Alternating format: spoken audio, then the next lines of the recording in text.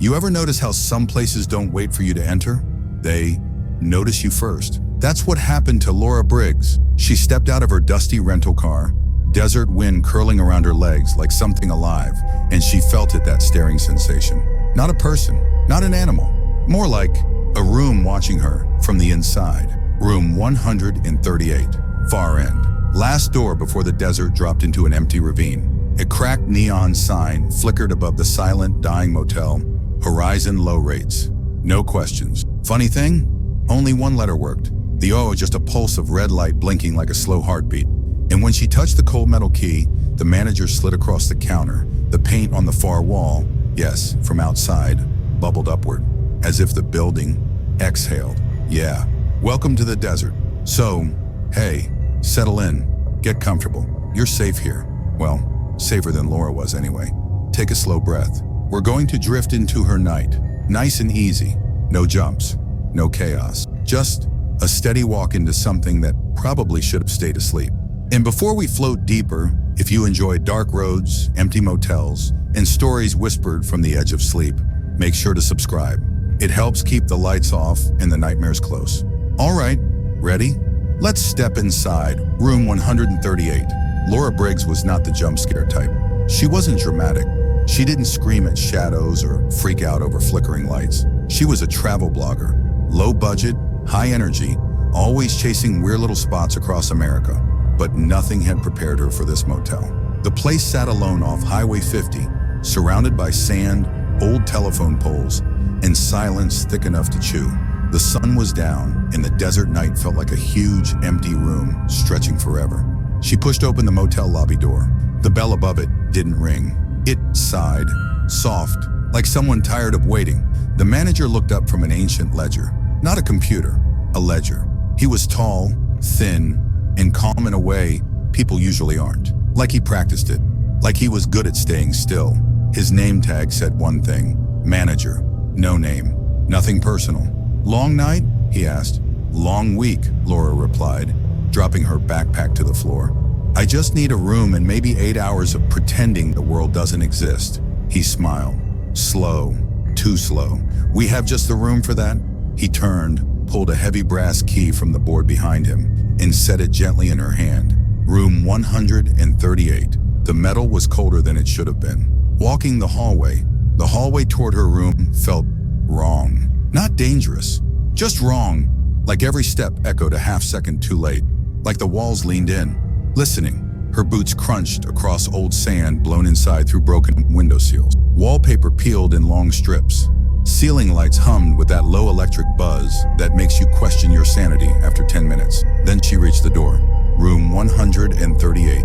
The brass numbers were crooked, but not from age. More like someone had grabbed them, twisted them, and stopped halfway. She slid the key in. The lock clicked, but not like a regular lock. More like a throat clearing. And as the door swung open, she saw it. The first sign, a perfect hand-shaped patch on the inside of the door. Not painted, not carved, just clean, as if someone had pressed their hand there recently, wiping away years of dust. From the inside, Laura frowned. Okay, weird. She stepped in, and that's when the wall breathed. The paint above the bed bubbled outward, slow and thick, swelling like something underneath had taken one long inhale. Then the bubble flattened again. A sigh. She blinked hard. Nope, I'm just tired. I've done 300 miles today. My brain's melting. She tossed her bag on the bed, pretending she didn't see the pillow sink, as if something invisible had been sitting on it already, and just stood up. The room itself wasn't awful. Old, sure. Smelled like dust and lemon cleaner mixed together. Carpet stained with memories she didn't want to think about. Her keywords, smoothly integrated here, hovered in the back of her mind as she took in the cracked mirror, rusted bathroom sink, flickering desk lamp, peeling curtain, the desert wind whispering through the AC vent like a whistle, and that quiet echo every time she moved. She felt isolation right away, and a strange vibration under the floor. Not loud, barely a tremor, like a heartbeat buried deep inside the motel. She told herself, this is fine. Creepy, but fine. Just one night. There was even an old phone on the nightstand. Rotary dial. Heavy. Unplugged. Completely unplugged. She shook her head, laughed lightly, and whispered, cute. Real retro. She didn't know yet that the phone would ring later, more than once, and that the voice on the other side wasn't calling to chat. Laura headed back to the lobby for a bottle of water and maybe some answers. The manager didn't look surprised to see her. "Everything all right in your room?" "Yeah," Laura said slowly. "Just, the walls are doing a weird bubble thing." He nodded, not concerned, not even mildly confused. "Motel's old? It settles. That's not settling. That's breathing." The manager folded his hands. "You'll get used to it." His eyes drifted past her down the hallway toward room 138, like he was waiting for something, or listening to something she couldn't hear. "You chose a quiet night to stop in," he said softly. "Very few travelers come through anymore." "Lucky me," she joked. Back in her room, Laura changed into a loose t-shirt and sat on the bed, editing photos from her trip. Desert highways, abandoned gas stations, roadside diners with neon signs that still buzzed in the dark. Every few minutes, she glanced at the wall. It didn't move again. Not yet. Outside, the desert wind picked up, dragging sand across the motel windows like fingertips scratching glass. She turned off the lights, lay down, told herself she'd sleep. She didn't, not after the second sign. At around 1:11 a.m., she heard it, a shuffle, soft but close. She opened her eyes. The sound came from inside the room, but up high, near the ceiling, like something crawling, slowly, above her. She froze. It stopped. Another minute. Then the phone rang. Not the cell phone, not the front desk, the unplugged, dead rotary phone sitting on her nightstand. It rattled, shrill, angry, impossible. Laura jerked upright. "What the?" It rang again, and again. She reached for it, hands shaking. The phone felt cold, so cold it burned. She lifted it to her ear, and a voice, thin, whispery, and layered like several people speaking at once, breathed. "You checked in. Now let us check you." She dropped the phone, heart pounding. The room fell silent, dead silent. And that was the moment she realized she wasn't alone in room 138, and whatever was in there had been waiting for her. Laura stayed sitting on the edge of the bed for a long moment, fingers still trembling from the voice that had whispered through the unplugged phone. And even though she tried to tell herself it was exhaustion or some desert-warped sound glitch, something deep in her gut was already whispering back, telling her no, that wasn't tiredness, that wasn't imagination, that was someone or something leaning close enough to her ear to fog the speaker with a breath that didn't belong in the living world. And yeah, that little realization didn't make sleep feel any closer. She took a slow inhale, rubbed her face, and whispered to the empty room, "Okay, Laura, don't freak out. Don't go full horror movie girl. Just breathe." And her voice sounded way too small for her own liking. But hey, talking to herself felt less creepy than talking to whatever might be listening from the walls. The room felt heavier now, like the air thickened after that call, like the shadows deepened in the corners she hadn't noticed before. The desert wind rattled the thin window, and she could hear sand brushing across the glass like tiny fingernails. But beneath that, underneath the normal nighttime sounds, there was a low hum, soft, steady, almost like the hum of electricity, but not smooth enough to be man-made, more like something alive thinking very slowly. She tried turning on the bedside lamp, but it flickered once, buzzed, and died completely, which was exactly the kind of dramatic touch she did not need right now. She sighed, got up, and crossed the room toward the bathroom because she needed a second, just a second of light, and maybe a splash of cold water on her face. The bathroom bulb flickered too, but stayed on, dim and yellow, like it was tired of trying. She stared at herself in the cracked mirror, messy hair, dusty clothes, tired eyes, and the kind of expression that said, "Girl, why are you even here?" She tried to laugh it off, but her reflection didn't really help because the crack in the mirror split her face down the middle, and it gave her a weird double expression that made her look like she was worried and smirking at the same time. "Cute," she whispered, leaning closer. "Great for confidence." She splashed water on her face, took a towel, and that's when she noticed something. The door behind her, the one leading back into the bedroom, shifted. Not opened, not slammed, just shifted, like it had been pushed from the other side by something that didn't have enough weight to push it all the way. She froze. "Nope," she whispered, her voice a breath. "Absolutely not." She stepped out slowly, half expecting a raccoon or desert coyote or, honestly, maybe a ghost at this point. But the room was still, too still. Even the hum stopped. That was worse. She felt that deep silence press against her ears. Then the smell came. At first it was faint, just a hint of dampness, like old wood left in rain. But it grew stronger, thicker, like wet soil mixed with the metallic tang of something she didn't want to identify. She looked down. The carpet beside the bed was darker, not soaked, not dripping, but damp in a way that suggested something had seeped upward from underneath instead of being spilled on top. "Awesome," she muttered, trying humor as a survival tactic. "My room leaks nightmares." She knelt, touched the carpet with one finger, and jerked her hand back because it wasn't just damp, it was cold. Ice cold, and not desert night cold, more like morgue cold. She wiped her hand on her shirt and backed up until she hit the dresser. Her eyes drifted to the phone, the same unplugged phone, sitting silent now, innocent, pretending it hadn't just tried to make her soul exit her body. "Don't ring again," she whispered. Seriously. But the phone wasn't the problem, right? Something else felt off. It took her a second to realize it. The air moved, not wind, not AC, a slow, steady shift of air from behind her, like someone walking past her, but trying not to touch her. She turned her head very slowly. Nothing there, but the curtains moved, very gently, as if fingers swept across them from the inside. The window was closed, locked. She walked over, heart thudding, and touched the glass, warm. Strange, given the desert night outside should have made the window cold. She leaned a little closer, squinting out. Darkness, sand, a single broken light near the parking lot, struggling to stay alive. Nothing unusual, but when she looked down at the sill, she saw it. Tracks, not footprints, not animal prints, but 3 tiny streaks across the dust, like something had pressed the tips of its fingers there and dragged them slowly back inside. She closed the curtain again because she absolutely did not need to look at that.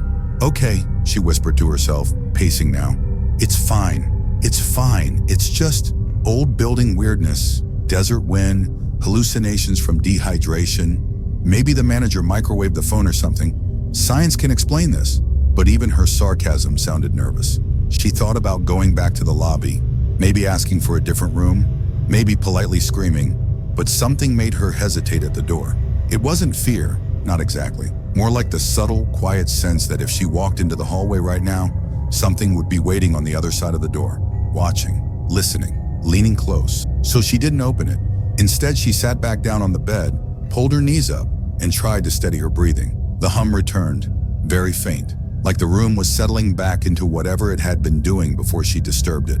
She whispered, softer now, "If this place is haunted, can we do this tomorrow? I'm tired."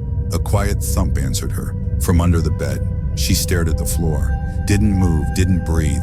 Another thump, closer to the edge, a slow sliding sound, like something shifting its weight. She stood up and backed away fast because even though she'd seen every horror movie cliche on the planet, she wasn't about to kneel and check under the mattress like an idiot on a documentary titled "People Who Absolutely Deserved What Happened Next." She grabbed up her backpack, pulled out the small flashlight she kept for camping trips, clicked it on, and forced herself to look. The beam cut across the carpet under the bed. Dust, crumbs, a single coin, and in the far corner, pressed against the wall, something round and pale.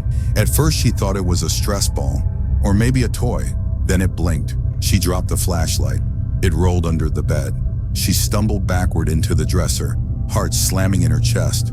The hum grew louder, rising, vibrating through the floor and up the walls, and the paint above the bed bubbled again, swelling like a breath being held too long. Laura grabbed her jacket, her car keys, her backpack. She didn't care about the rest, and ran to the door. The second she touched the handle, the paint behind her burst, not outward like an explosion, but inward, like something sucked all the air out of the room in one long inhale. The lights flickered, the walls groaned, and the phone rang again, slow. 1 ring, 2, 3. She froze with her hand on the doorknob because some deep instinct, something ancient and human, whispered that if she opened the door right now, she wouldn't be stepping into a hallway. She'd be stepping into whatever had been calling her. The phone rang a 4th time, then stopped. Silence, heavy, pressing, waiting. She whispered, barely audible, "Please don't make me answer that." The phone clicked, not ringing, not dialing, just a soft click, like someone lifting the receiver on the other end. A voice breathed through the room, Not from the phone this time, but from everywhere at once. Soft, amused, whispering close enough to raise goosebumps along her arms. Why rush to leave, Laura? You checked in, and we're not done with you yet. Her grip on the doorknob loosened. Her knees almost gave out. And that was when she finally understood. Room 138 didn't want her to leave. Not yet. Not tonight. Not until it decided what to do with her. Laura didn't sleep for even a second. Not after that whisper that seemed to brush the inside of her skull like cold fingers. And she stayed pressed against the door for a long time, gripping the knob without turning it, breathing shallow, listening to the room settle back into its unnatural stillness. And every part of her wanted to believe she was imagining things. But the desert doesn't make you imagine voices that know your name. So she slowly stepped back toward the center of the room, trying to keep her footsteps light, like she didn't want to wake something. And honestly, yeah, she didn't. The air felt heavier, almost syrup thick, as if walking through someone's breath, and the room gave off that damp smell again, like soil that had just been dug up, and she muttered under her breath, I swear if this place is built on some old burial site, I'm suing somebody, because humor was the only thing stopping her from curling into a ball. She needed a plan, or at least a direction, because staying still made her feel like prey, but moving felt like an invitation, so she picked the least terrifying option available. Turn the flashlight on, retrieve her drop phone, and try calling someone, anyone, even the weird manager if it meant hearing a human voice. She crouched carefully, reached under the bed with the flashlight's weak beam slicing through the dust, and that round pale thing she'd seen earlier was gone. Not rolled away, not flattened. Gone like it had never been there, except her brain wouldn't let her forget the way it blinked. She grabbed her phone, unlocked it, and of course the screen said, no service. Because horror loves being predictable at the worst possible moments, but at least her phone still turned on. She stood up and paced slowly, whispering to herself, okay, maybe I should just leave. Just grab my keys and go straight to the car. No stopping, no thinking, just full sprint like my life depends on it.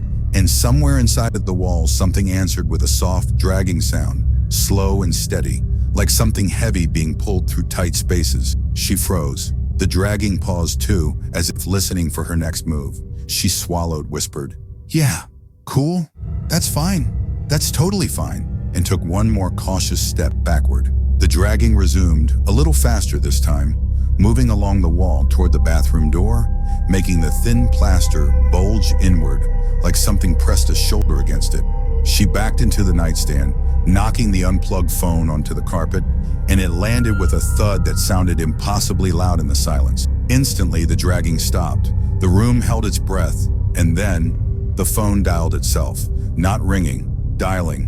One click, another, a long pause, then a slow turn of the rotary dial that scraped through the dark like bone on metal. Laura shook her head, whispering, nope, no, don't you dare. But the phone kept dialing until all the numbers finished, and then a soft crackle hissed through the speaker. She stepped back, bumping into the dresser. The phone spoke again, but this time the voice was clearer, less whisper, more conversational, like someone leaning too close while telling a secret. You shouldn't try the door again, Laura, it murmured. The hallway's hungry tonight. Her stomach dropped. She didn't know what that meant, but she knew it wasn't metaphorical. She took another step backward, and the floor vibrated, subtle but real, like footsteps beneath her. Under the room, under the foundation, moving slowly toward the center, toward her. The temperature dropped again, her breath puffing in pale clouds, and the walls seemed to pull inward ever so slightly, as if the room were inhaling her fear, savoring it. She whispered, this is insane. This is literally insane. And the voice on the phone chuckled, a dry, hollow sound that didn't belong in any human throat. Room 138 likes you, it murmured. You should feel honored. It hasn't chosen anyone in a long time. She backed toward the door again, but the doorknob twitched, actually twitched, like someone on the other side brushed their fingers against it, and she felt her skin crawl. The hum in the floor intensified, and suddenly the lamp on the dresser flickered to life, glowing dim red, throwing the room into a soft, pulsing heartbeat of light. In the shifting glow, she noticed something she hadn't before. The wallpaper near the ceiling wasn't peeling from age. It was peeling upward, like fingers were lifting it, slowly, carefully. She whispered, oh God, and the voice answered, not God. She clamped her hand over her mouth, fighting a scream, because she now saw something behind the wallpaper. Dark shapes, almost human silhouettes, pressed between the wall layers, as if dozens of figures were trapped there, shifting and turning, their fingertips pushing through for a moment before sliding back under the surface. The wallpaper trembled with each movement. She stumbled back, hitting the dresser again, and the lamp flickered harder, pulsing faster, casting long shadows across the bed. The pane above the headboard cracked open this time, not a bubble but a slow tear, widening like a mouth yawning in hunger. She didn't know where to look anymore. Under the bed, the walls, the ceiling, the phone, everything was alive. Everything was watching. Then the lights went out. Total darkness swallowed her, thick and suffocating. She couldn't hear anything for a moment except her own heartbeat, loud and frantic, until a new sound rose right behind her. Barely a breath, barely a whisper, so close she felt the cold of it along the side of her neck. "We're awake now, Laura." She spun toward the sound, but her hands touched nothing but freezing air. She backed away blindly, hands outstretched, whispering, "Please, please let me out." And the darkness responded with a soft rustling, like dozens of shapes shifting closer, circling her slowly. Her foot bumped something solid, the nightstand. The phone lit up again, glowing faint green, the only light in the room, and a single message appeared on the tiny cracked display. "Stay in room 138. Do not run. They like to chase." She swallowed a shaking gasp and whispered, "Okay, then tell me, what do I do?" The phone flickered. Another message appeared. "Don't sleep. Don't turn your back. Don't listen when it comes through the walls."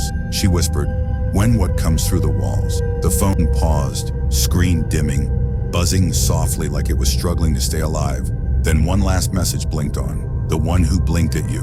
A cold breath touched her neck again, closer this time, right behind her ear, and the whisper came back, softer, hungrier.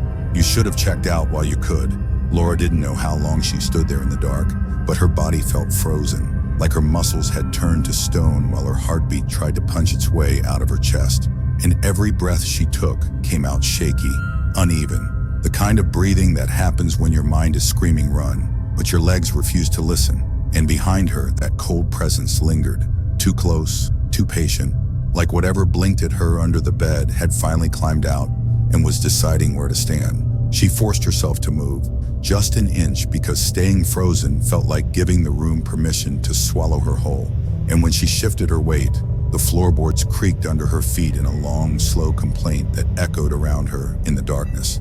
And immediately she sensed the walls respond, a faint ripple running through them like something brushing past on the other side. The phone flickered again, weak green light trembling like a dying firefly, and for a second she could see the outline of the bed, the dresser, and part of the peeling wallpaper. Nothing else. But she could feel more than one thing in the room with her now. Soft breaths, a faint whispering that didn't form words, something dragging across the carpet in short, impatient pulls. The hum in the floor rose again, vibrating up her legs, and she whispered, too scared to think, "What do you want?" And the darkness answered not with a voice, but with movement. A fast, low shift across the floor behind her, like someone crawling on elbows, heading toward the corner near the door. She whipped her body toward the sound and nearly tripped, and for a moment her hand brushed the wall, which she instantly regretted because the wall was warm, not dusty, not cold, warm like skin held right under the surface, and she jerked her hand back with a quiet gasp. The hum stopped, the whispers stopped. Everything in the room stilled in an almost offended silence, like she'd touched something she wasn't supposed to. Then the darkness behind her sighed, a long, shuddering exhale that didn't come from lungs but from everywhere at once. She spun back, but nothing. No figure, no face, no shape, just blackness, thick enough it felt like touching ink. Her flashlight had rolled somewhere under the bed, and she debated reaching for it, but the memory of the blinking thing made her legs lock again. Instead, she crouched slowly, feeling for her backpack, desperate for anything, her keys, something metal, something real, and thank God her fingers brushed the zipper. She pulled the backpack close, fumbling quietly, but the moment she unzipped it, something inside the room whispered. Not words, just a low sound, a quick intake of breath, like something startled by her movement. She froze with the zipper halfway open. That same dragging sound came again, but closer this time, right in front of her, inches beyond her reach. She held her breath, hoping she imagined it, but something shifted in the carpet, something small and quick, like fingertips tapping once before slipping away. She whispered, barely audible, "Please, just let me go." And the room responded instantly, lights snapping on in a violent flash. Not the lamps, not the overhead bulb, a red pulsing glow from behind the peeling wallpaper, seeping through cracks like blood through gauze. The entire room turned a deep, dark crimson, throbbing with every vibration of the floor, and the shadows on the wall, those faint figures she had glimpsed earlier, now stretched, long and distorted, twisting as though struggling to push outward, their hands pressing against the wallpaper from behind, fingertips dragging across the surface. One handprint, 2, 5, 10, too many. She stumbled backward, nearly falling onto the bed, and the moment she touched the mattress, the bed frame groaned like something underneath tightened its grip. She jumped away, heart racing, staring as the mattress slowly rose an inch on one side, sagged, then rose again, as though something heavy crawled beneath it. The phone on the floor crackled, screen buzzing, and the voice came through again, different this time, deeper, layered, urgent. "Laura, the room is opening. You need to move," she whispered back. "Move where?" Because every direction felt like stepping into a mouth. The voice paused, crackled, then said, "Do not look at the walls. Do not answer if they call you by name. And whatever you do, don't let it touch your face." Her blood ran cold. "What? What's going to touch my face?" The phone hissed, then went dead. The hum in the floor turned violent, shaking dust loose from the ceiling. The wallpaper bulged outward in several places now, like hands and shoulders, and faces pressed against it from the inside, straining to break through. The tear above the bed widened, revealing darkness behind the drywall. Darkness that moved, slow and liquid, like ink swirling in water. The red glow intensified, and then, near the corner by the bathroom, the wallpaper split open. Not wide, just an inch, just enough for an eye to appear. Pale, round, wet, the same one that blinked at her from under the bed. It blinked again, once, twice, slowly, watching her, waiting for her to move. She whispered, trembling, "No, no, no." But her voice didn't matter anymore because the room was fully awake now, breathing in long, hungry pulls, inhaling the air, the heat, her fear. Something cold brushed her ankle. She gasped, jerked back, but another cold touch slid across the back of her calf, then another, higher this time, climbing like fingers mapping her leg. She kicked wildly, scrambling backward toward the door, but something behind her, one of the figures pressing through the wallpaper, whispered her name with perfect clarity. "Laura." She shut her eyes tight. She wasn't supposed to listen. She wasn't supposed to look, but the voice drifted closer, almost gentle, breath sliding across her cheek. "We've been waiting to check you in."